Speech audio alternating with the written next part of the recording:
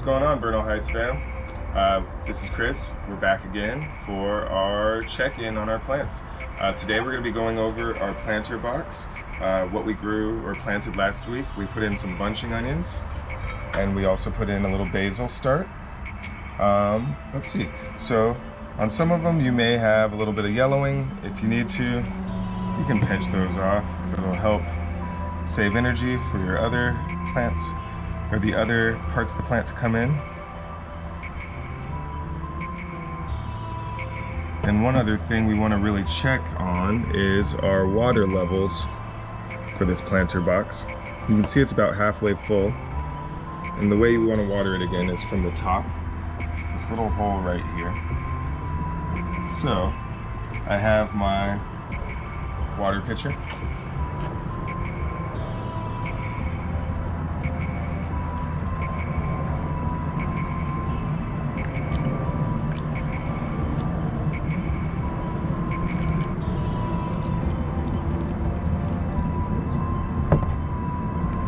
Add a little bit more. A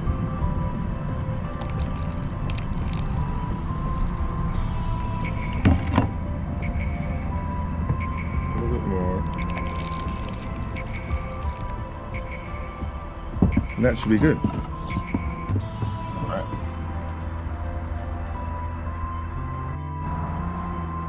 All right. So the next thing we're going to be doing today is we're going to be sowing some seeds into our planter box. So last week we showed you how to install the wicks, which absorb water into your soil. We're going to need our hand trowel. We're going to need our water pitcher. And we're going to need some soil.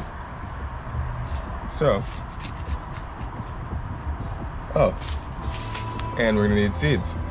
So salad mix is a combination of different types of lettuces, and you basically plant them and eat them at a very young age, tender greens. So putting in our soil,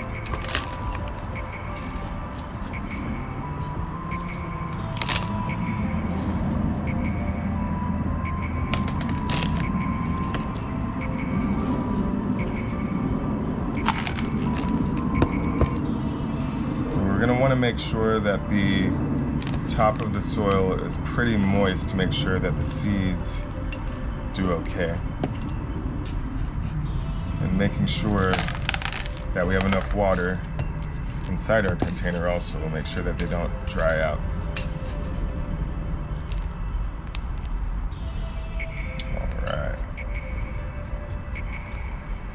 All right. So now that we have this full up to this line, tamp it down just a little bit. And with our salad mix, I just wanted to give you guys a little glimpse of how tiny these seeds are. So we're really going to be making a small little trough for our seeds. Just enough to like scoot the soil out of the way. And we take our seeds and we drop them few every so often, sprinkled.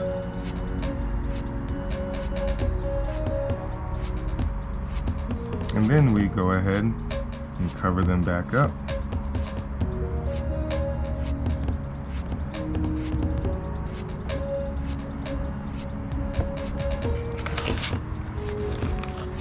And what I like to do here is I like to make sure that we have a nice cover of water on top.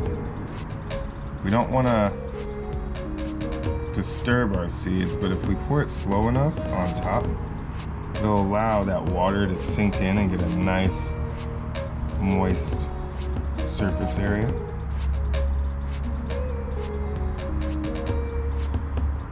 Yeah, nothing too aggressive. We don't want the seeds to float away. We just want them to have enough moisture to set in, stay healthy.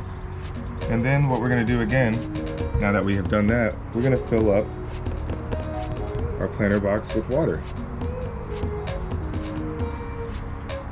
And another tip you can use to keep your the top of your soil moist is using a water bottle and just misting it whenever you notice it drying out a little bit.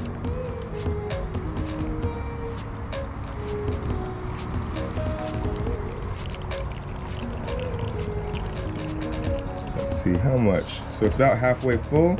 I'm gonna go ahead and fill it the whole way up.